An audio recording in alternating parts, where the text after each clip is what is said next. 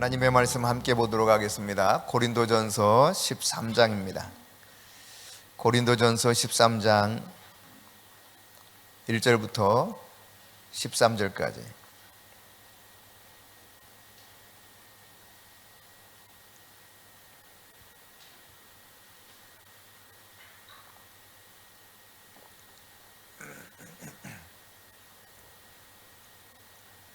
함께 하나님 말씀을 받들어 읽겠습니다.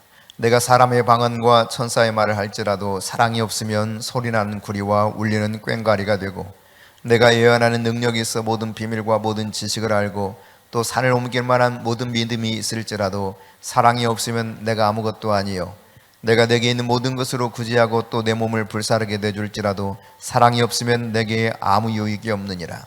사랑은 오래 참고 사랑은 온유하며 시기하지 아니하며 사랑은 자랑하지 아니하며 교만하지 아니하며 무례히 행하지 아니하며 자기의 유익을 구하지 아니하며 성내지 아니하며 악한 것을 생각하지 아니하며 불의를 기뻐하지 아니하며 진리와 함께 기뻐하고 모든 것을 참으며 모든 것을 믿으며 모든 것을 바라며 모든 것을 견디느니라. 사랑은 언제까지나 떨어지지 아니하되 애언도 패하고 방언도 그치고 지식도 패하리라. 우리는 부분적으로 알고 부분적으로 애언하니 온전한 것이 올 때에는 부분적으로 하던 것이 패하리라. 내가 어렸을 때에는 말하는 것이 어린아이와 같고 깨닫는 것이 어린아이와 같고 생각하는 것이 어린아이와 같다가 장성한 사람이 되어서는 어린아이의 일을 버렸노라. 우리가 지금은 거울로 보는 것 같이 희미하나 그때에는 얼굴과 얼굴을 대하여 볼 것이요, 지금은 내가 부분적으로 하나 그때에는 주께서 나를 아신 것 같이 내가 온전히 알리라. 그런즉 믿음, 소망, 사랑 이 세 가지는 항상 있을 것인데 그 중에 제일은 사랑이라. 아멘. 우리가 성령에 관하여서 계속 함께 살펴보고 있는데 오늘은 가장 좋은 길, 이런 제목으로 여러분과 같이 말씀을 나누도록 하겠습니다. 고린도전서 12장과 14장은 성령의 은사에 대해서 우리들에게 가르쳐주고 있는 성경에서 나오는 가장 핵심적인 그런 부분이죠. 근데 이 고린도전서 12장과 14장 사이에 바로 13장이 들어있고, 이 13장 통해서 우리에게 어떻게 하면 이 성령의 은사를 잘 사용할 수 있는가, 이것을 가르쳐주고 있는데요. 이 말씀을 살펴보기 전에 출애굽기 28장에 보면 대제사장의 의복에 대해서 쭉 언급하고 있습니다. 관은 어떻고 또 속옷은 어떻고 거기에 또 겉옷은 어떻고 겉옷에 또 받쳐 입는 에봇은 또 어떻게 구성되어 있는지 각각 이런 것들이 자세하게 언급이 되어 있는데요. 이 대제사장의 속옷은 세마포로 하얀색 옷을 입게 되죠. 거기에 이제 겉옷으로 청색 옷을 길게 입습니다. 이 파란색 옷을 입게 되는데, 이 파란색 옷의 가장자리, 그러니까 맨 끝단이죠. 거기 끝단에 보면, 자 한번 같이 읽어볼까요? 그 옷 가장자리로 돌아가며 청색, 자색, 홍색 실로 성류를 수놓고 금방울을 간격을 두어 달되 그 옷 가장자리로 돌아가며 한 금방울 한 성류, 한 금방울 한 성류가 있게 하라. 아멘. 이처럼 이 끝단 가장자리에 방금 읽었던 것처럼 금방울 하나, 그리고 성류 하나, 금방울 하나, 성류 하나, 이렇게 계속 놓여 있는 아주 특이한 장식을 보게 됩니다.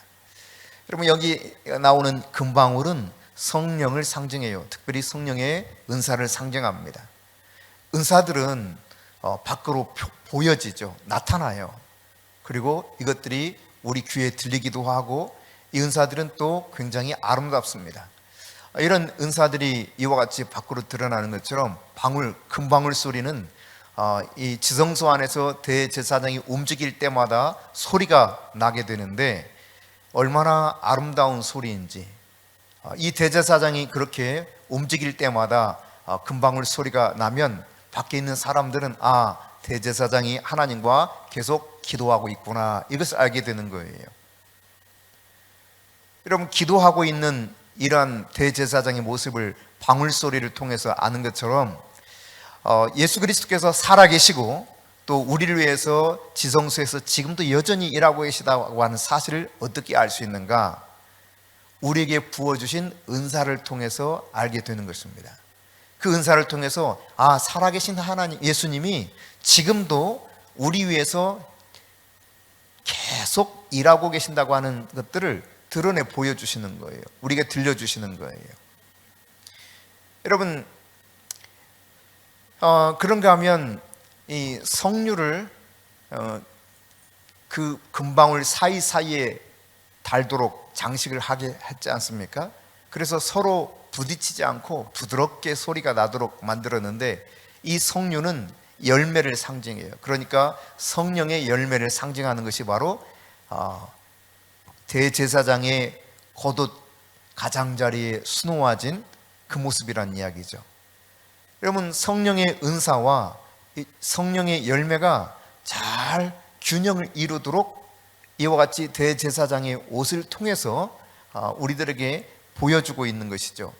여러분, 성령의 은사 그러면 로마서에 나온 것과 또 한편 에베소서에 나온 것도 성령의 은사에 대해서 말씀하고 있다고 하지만, 에베소서에 나오는 것은 성령의 은사로 말미암은 직분을 이야기하고 있다면, 로마서에 나오는 은사들은 주로 그 일반적인 은사라고 표현할 수 있겠습니다. 근데 이 고린도전서 12장에 나타난 성령의 기름 부으심 안에서 나타나는 은사가 정확하게 9가지거든요. 9가지. 그런데 여러분, 갈라디아서 5장 22절과 23절에 기록되어 있는 성령의 열매는 몇 가지입니까?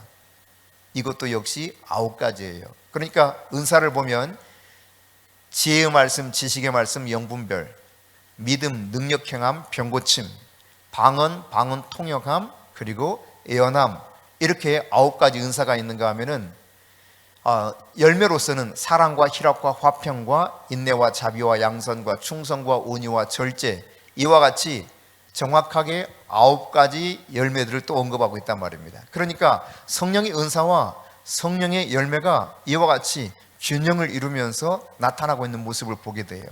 그러니까 하나님께서는 우리로 하여금 성령의 열매가 나타날 뿐만 아니라 성령의 은사가 나타남으로 인해서 균형이 있는 그리스도인으로 살아가게 만드신 거죠.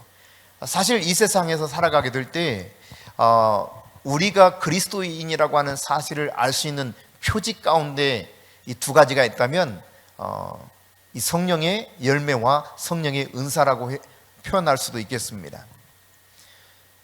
여러분, 성령의 열매가 있을 때 예수님이 말씀하신 것처럼 열매로 나무를 안다고 표현하셨는데, 우리 안에 성령의 열매가 잘 드러나게 될 때 그리스도인이 바로 저런 사람이구나, 성령 하나님께서 저 사람과 함께하고 있구나 라고 하는 것을 드러낼 수 있는 그런 표현 중에 하나이죠. 그런가 하면 이 세상 안에서 예수를 믿고 살아간다고 하는 것은 의도치 않았든 혹은 내가 의도했든 상관없이 우리가 예수를 믿는 순간부터 우리는 영적인 전쟁에 함께 참여하게 되는 거예요. 하나님의 백성이 되는 순간 어둠의 대장인 마귀와 그가 보낸 그 졸개들인 귀신들과 더불어서 우리는 영적인 전투에 참여하게 되는 것입니다.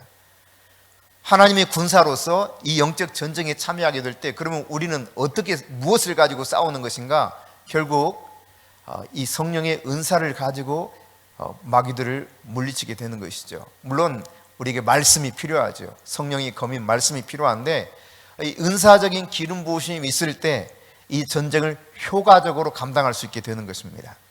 그래서 하나님께서는 성령의 열매와 성령의 은사, 이 2가지를 정확하게 9가지로서 우리에게 균형을 이루면서 세상 가운데 그리스도가 지금도 살아계시는구나 라고 하는 것을 이 세상에 드러내도록 하셨다는 사실이에요. 따라서 여러분, 우리가 이러한 성령의 열매도 무시하지 못할 뿐만 아니라 성령의 은사가 우리 안에서 나타나는 것도 결코 간과해서는 안 되는 아주 중요한 요소들이라는 것이죠. 그런데 우리가 이 성령의 은사에 대해서 어떻게 조금 더 효과적으로 사용할 수 있을까라고 하는 것을 이 고린도전서 12장 마지막 부분에서 이렇게 말하고 있어요. 31절에 보면 너희는 더욱 큰 은사를 사모하라 했는데, 이 더욱 큰 은사는 앞서 이야기한 예언의 은사라고 할 수 있겠고, 내가 또한 그랬습니다. 또한 이것과 더불어서 이 말이죠, 가장 좋은 길을 너희에게 보이리라. 그러니까 이 성령의 은사들을 사용할 수 있는 가장 좋은 길, 좋은 방법이 뭔가 말씀해 주겠다는 거예요. 성령의 은사를 가장 효과적으로 사용할 수 있는 방법이 무엇인가? 이게 바로 고린도전서 13장에 나타난 바로 그 진리인 것입니다. 그래서 오늘 이 고린도전서 13장에서 성령의 은사를 어떻게 하면 가장 잘 사용할 수 있는가 우리들에게 말씀해 주고 있는데, 그것은 우리가 읽었던 것처럼 한마디로 말하면 사랑이 사랑. 뭐라고요? 사랑.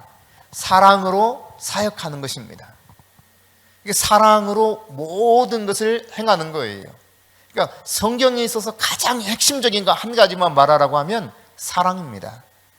요한 1서를 통해서 사도 요한이 하나님은 사랑이심이라 요한 1서 4장 8절에 그렇게 말씀하고 있죠. 그러니까 하나님은 사랑이요, 그 사랑의 이야기가 성경 전체의 메시지라고 말할 수 있습니다.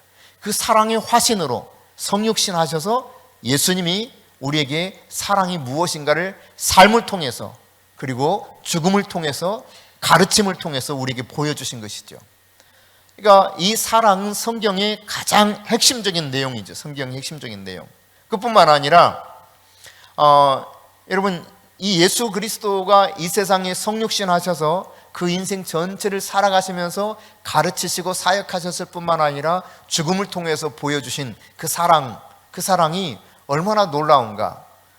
여러분, 요한복음 15장 13절에 보면 이렇게 말씀하고 있어요. 함께 읽습니다. 사람이 친구를 위하여 자기 목숨을 버리면 이보다 더 큰 사랑이 없나니. 아멘. 여러분, 예수님이 우리를 친구 삼았습니다. 이 말은 친구된 우리를 위해서 그 목숨을 기꺼이 버렸다는 것입니다. 십자가에서 우리를 위해서 목숨까지 버린 거예요. 이것을 로마서 5장에서는 우리가 하나님을 아직 알지 못했을 때 우리에 대한 자기의 사랑을 자기 아들을 십자가에 죽이심으로 확증하셨다 그랬거든요. 이게 로마서 5장 7절부터 10절에 아주 자세하게 언급되어 있는 내용입니다. 그렇습니다, 여러분. 우리가 선인을 위해서 우리 몸을 내어주는 것도 쉽지 않습니다. 그런데 죄인된 우리를 위해서 하나님께서는 자기 아들을 기꺼이 내어주셔서 십자가에 죽게 만드셨어요. 이것이 우리를 향한 사랑의 증거라고 말씀하고 있는 것이죠. 예수님이 우리를 친구 삼으셨고 우리를 위해서 십자가에 죽으셨다는 사실을 스스로 밝히신 것처럼 사도 바울은 로마서 5장 7절부터 10절 사이에 바로 이 말씀을 우리들에게 명확하게 가르쳐 주고 있죠. 그래요, 여러분, 예수님의 이 사랑은 조건 없는 사랑이었습니다. 철저한 희생이었죠. 단순히 그냥 눈물 흘리며 어떤 희생의 수고를 감당했다라고 하는 것을 우리가 생각하는 그 이상이죠. 죽음을 통해서 철저하게 자기 자신을 내어준 완전한 희생, 완전한 사랑을 우리에게 예수님께서 보여주신 것이죠. 여러분, 그런데 이 사랑이라고 하는 것을 바로 고린도전서 13장에서 이 사랑의 특징이 무엇인가에 대해서 잘 설명해 주고 있습니다. 사랑은 소리나는 막 꽹과리 같지 않다는 거예요. 사랑이 없이는 모든 게 다 시끄럽다는 거죠. 사랑보다 위대한 것은 없다고 말할 수 있습니다. 사랑은요, 내가 주님을 위해서 순교하는 것보다 훨씬 위대합니다. 자기 몸을 불사를지라도 사랑이 없으면 아무 소용이 없다 그랬어요. 예수 그리스도를 위해서 내 몸을 내어주는 순교의 삶이 있다 할지라도 그 속에 사랑이 없으면 꽝꽝. 내가 아무리 대단한 지식을 가지고 있어도 사랑이 없으면 그것은 울리는 꽹과리 같아요. 시끄러워요. 아무리 예언하는 능력이 대단하다 할지라도 예언보다 훨씬 위대한 것이 사랑입니다. 여러분, 여러분이 가지고 있는 모든 것을 다 가난한 사람에게 전부를 다 준다 할지라도 그런 구제보다도 더 위대한 것이 무엇이냐? 사랑이에요. 비교가 안 되는 거예요. 그럼 그 어떤 능력과 그 어떤 행위도 사랑보다 훨씬 못하다고 하는 사실입니다. 사랑이 최고입니다. 사랑은 전부입니다. 사랑은 가장 위대한 것입니다. 예수님이 그 사랑이 무엇인가를 보여주셨습니다. 사랑의 정점은 십자가에서 나타났죠. 자기 몸을 기꺼이 내어주시고 피 흘려 죽으신 것입니다. 이게 진짜 사랑이에요. 어떤 사랑을 말하고 있는 것입니까? 우리는 사랑 그러면 너무도 쉽게 인간적인 사랑을 떠올릴 수 있습니다. 구태여 이제 사랑을 이야기할 때 헬라어로는 7가지 사랑을 쭉 분류해서 이야기하거든요. 그중에 우리가 이제 친숙한 것들이 필리아, 친구의 우정, 혹은 이제 에로스, 남녀간의 사랑, 뭐 이런 것들을 들 수 있겠지만 여기 지금 말씀하고 있는 사랑은 아가페의 사랑을 이야기하고 있습니다. 하나님이 우리를 사랑하신 그 사랑을 말하고 있죠. 조건 없는 사랑입니다. 끝없는 사랑입니다. 아낌없이 모든 것을 다 내어주는 사랑입니다. 이 사랑이 없이는 아무것도 소용없다는 거예요. 그러니까 내가 대단한 어떤 믿음의 행위를 했다고 할지라도 이 하나님의 사랑이 나에게서 흘러가지 않으면 아무 소용없는, 보잘것없는 것에 불과하다는 것을 지금 가르쳐주고 있는 것이요, 우리에게 어떤 은사가 대단하게 나타난다 할지라도 이 사랑이 없다면 시끄러운 것밖에 되지 않는다는 거예요. 아무 소용없는, 짤데기 없는 것에 불과하다는 것이죠. 여러분, 이 사랑을 누가 시작했습니까? 하나님이 먼저 우리를 사랑하셨습니다. 요한일서 4장 19절에 보면 이 사랑의 출발점, 사랑의 시작이 바로 하나님으로부터 비롯되었다고 하는 사실을 분명하게 밝혀주고 있죠. 그러므로 우리가 사랑할 수 있는 힘은 그분으로부터 공급받은 사랑을 통해서 사랑하게 되는 것입니다. 내가 그분의 사랑을 공급받지 못하면, 알지 못하면 이 사랑을 할 수가 없어요. 기껏 해봤자 인간적인 사랑, 거기에 준하는 사랑밖에는 할 수 없는 것이죠. 세상에서는 그것만 해도 대단하다고 말할 수 있습니다. 와, 어쩌면 저렇게 희생적으로 사랑하냐? 인간이 할 수 있는 최고의 희생, 이것이 할 수 있다 할지라도 하나님의 사랑이 그 속에 없는 한 그 사랑은 아무것도 아닌 거예요. 하나님의 사랑, 이 사랑이 하나님으로부터 시작되었고 우리를 통해서 흘러가기 원하시면서 그 사랑으로 모든 사역을 하도록 말씀하고 있다는 사실이죠. 여러분, 그러니까 이 사랑을 내가 어떻게 할 수 있는가는 하나님의 사랑을 받은 자만이 그 사랑을 할 수 있게 되는데, 예수님께서 우리에게 이 사랑을 또한 요구하고 있다는 사실입니다. 명령하고 있어요. 마태복음 22장 37절부터 49절입니다. 같이 읽습니다. 예수께서 이르시되 내 마음을 다하고 목숨을 다하고 뜻을 다하여 주 너의 하나님을 사랑하라 하셨으니 이것이 크고 첫째 되는 계명이요 둘째도 그와 같으니 내 이웃을 내 자신같이 사랑하라 하셨으니. 아멘.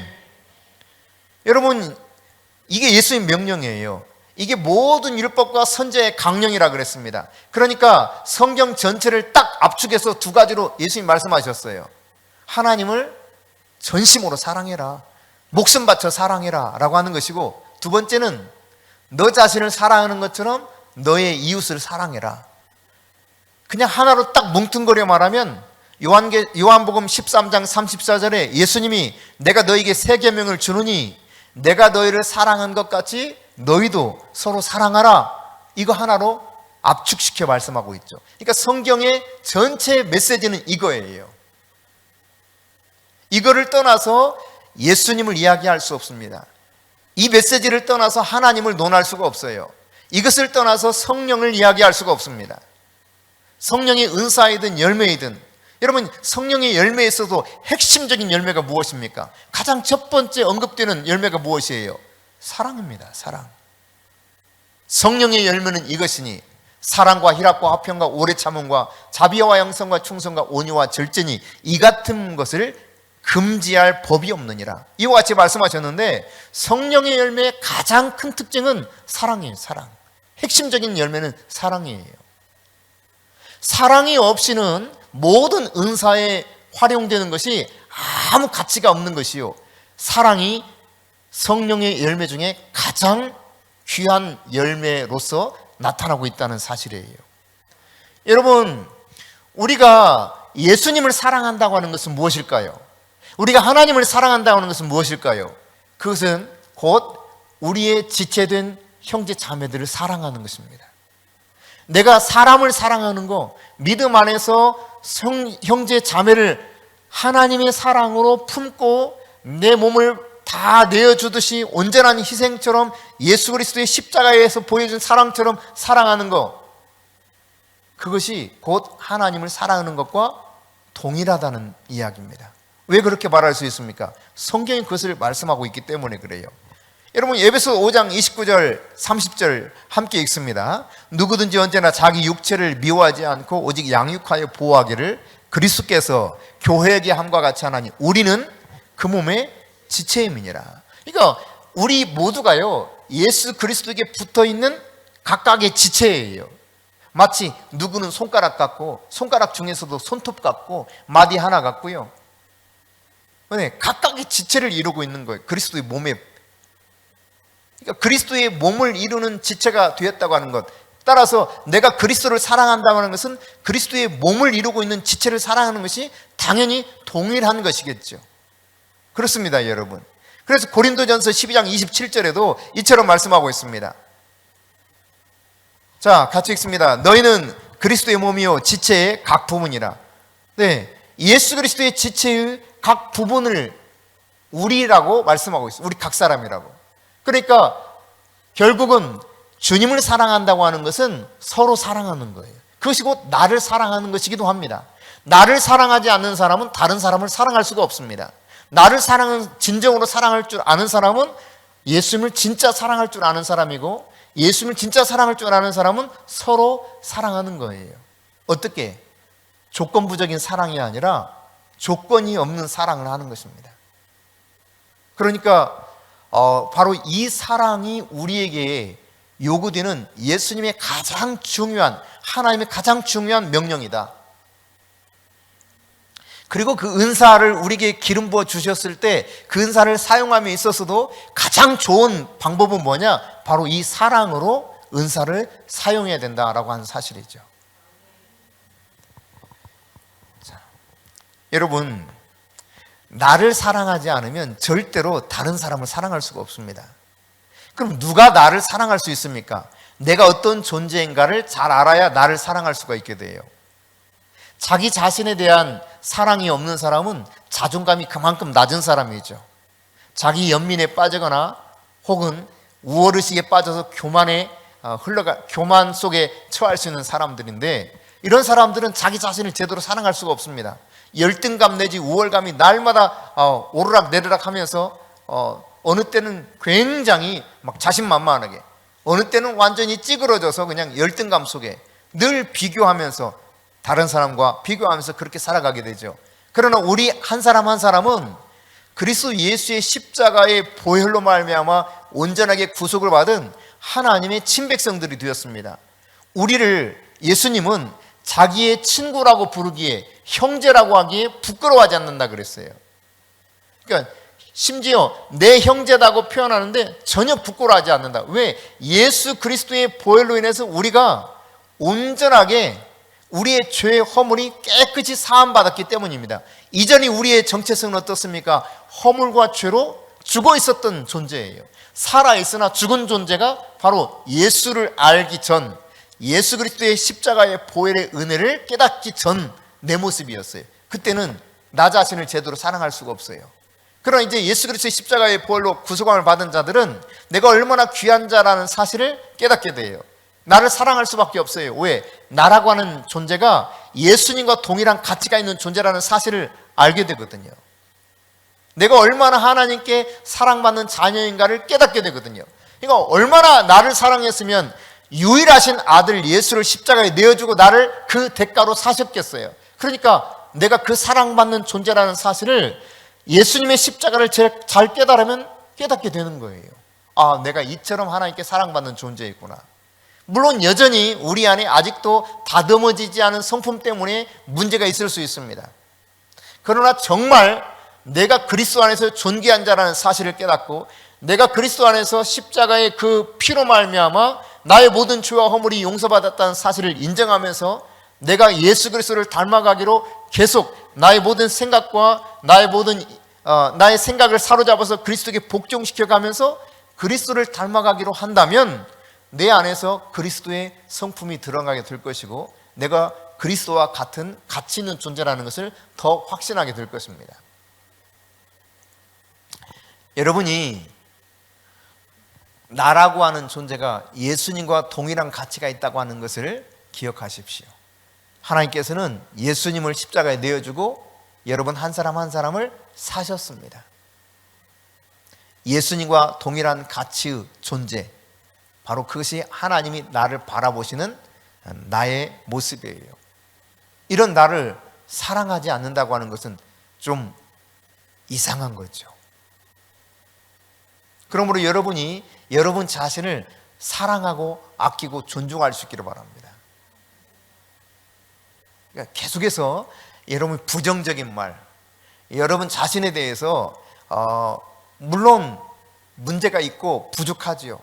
그러나 이 문제를 하나님께서 기꺼이 다듬어 가시고 고치시고 나를 정말 그리스도의 그 장성한 분량까지 이루도록 나를 이끌어 주실 것이라는 확신 가운데 나 자신의 허물과 죄가 드러날 때마다 말씀대로 내가 그대로 인정하고 참수하는 마귀 앞에 인정하고 다시 자백한 다음 그리스도 예수의 보혈로 말미암아 내가 이미 이 모든 문제마저도 용서받았다는 확신을 가지고 여러분이 살아간다면 자신에 대한 정체성에 대해서 더 이상 자기를 불쌍히 여기면서, 그러니까 자기 연민에 빠지거나 혹은 좌절된 그러한 속에서 날마다 세상을 비관적으로 바라보지 않고 내 안에서 일하시는 주님과 더불어서 세상을 변화시키는 그런 주체로서의 삶을 살아갈 수 있게 될 것입니다. 여러분, 오늘 고린도전서 12장 31절에서 다시 언급합니다만은 가장 좋은 방법, 우리에게 주어진 은사를 사용하는 가장 좋은 방법, 그게 뭐냐? 사랑으로 사용하라, 사랑으로 사역하라는 이야기입니다. 이 사랑은 애언도 패하고 방언도 패하고 지식도 패합니다. 다른 모든 은사들도 다 폐하여지고 사라져버립니다. 그러나 예수님이 재림하실 때까지 그 이후에도 영원히 패하지 않고 남아있는 것 가운데 하나가 바로 이 사랑이에요.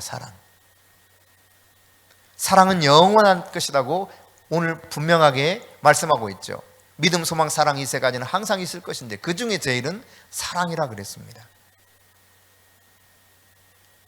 여러분, 이 세상은 영적인 전쟁터예요. 전쟁터. 이 타락한 세상에 살아가는 동안 우리에게 이 전쟁을 효과적으로 감당하기 위해서는 처음에 제가 말씀드렸던 것처럼 우리에게 뭐가 필요하다? 성령의 은사가 필요한 거예요.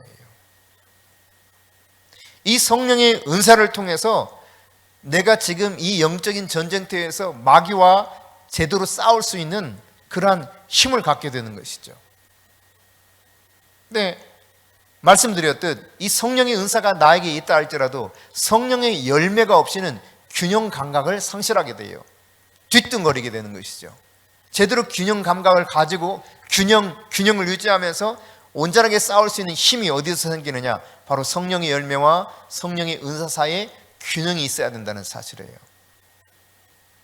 여러분,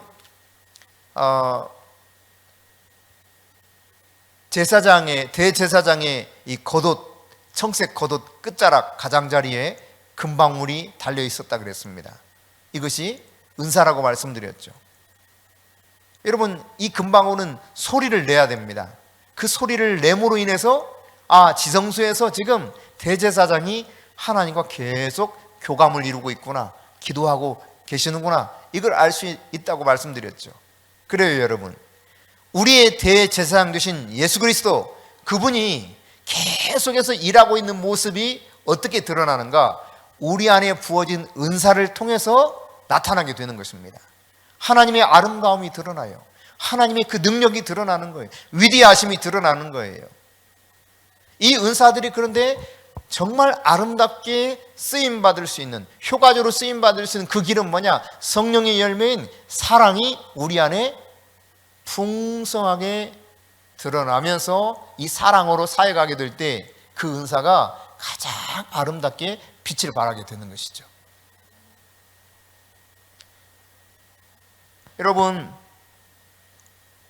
예수님께서 이 세상 사람들을 사랑한다는 것을 어떻게 사람들이 알 수 있을까요? 우리를 통해서 예수님이 드러날 때예요. 그 예수님이 드러나는 것은 우리가 서로 사랑할 때 바로 우리 안에 예수님이 드러나는 것이요, 우리 안에는 은사가 드러날 때 우리 속에서 일하시는 예수님이 드러나게 되는 거예요. 성령은 철저하게 예수를 증언합니다. 그러니까 우리에게 부어진 이 모든 은사도, 성령의 기름 부으심도 다 예수를 증언하는 것이죠. 예수를. 결국 복음을 증거하는 거예요. 예수가 어떤 분인가? 예수가 이 세상에 오셔서 십자가 감당하셨고 죽은 지 사흘 만에 부활하셨다, 이 존재를 증명해내는 가장 좋은 도구 중에 하나가 은사예요. 은사. 이 은사들을 통해서 와, 예수님이 살아계시는데, 와, 복음은 능력이 있는데 확실하게? 이러면 복음은 가난한 자에게 이 복음이 전해지는데, 이 가난한 자에게 복음이 전해질 때 어떤 일들이 일어난다 그랬습니까? 이사야 말씀을 인용하면서 예수님이 친히 누가복음 4장에서 표현하셨죠. 포로된 자가 해방받아요.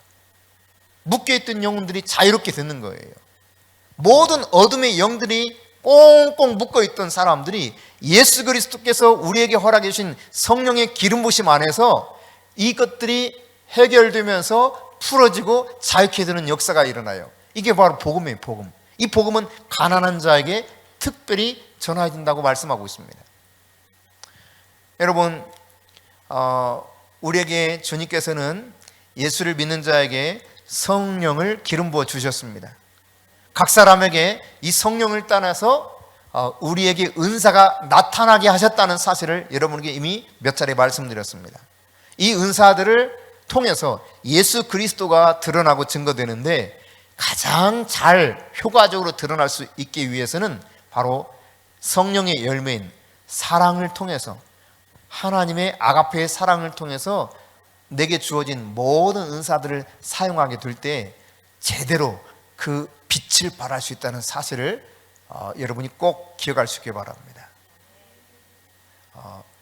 은사적 기름 부으심과 더불어 내 안에 이 성령의 열매, 이것이 풍성하되 특별히 예수님 그 사랑이 내 안에 그대로 열매를 맺어서 정말 효과적인 복음 증인의 삶을 살 수 있기를 바랍니다.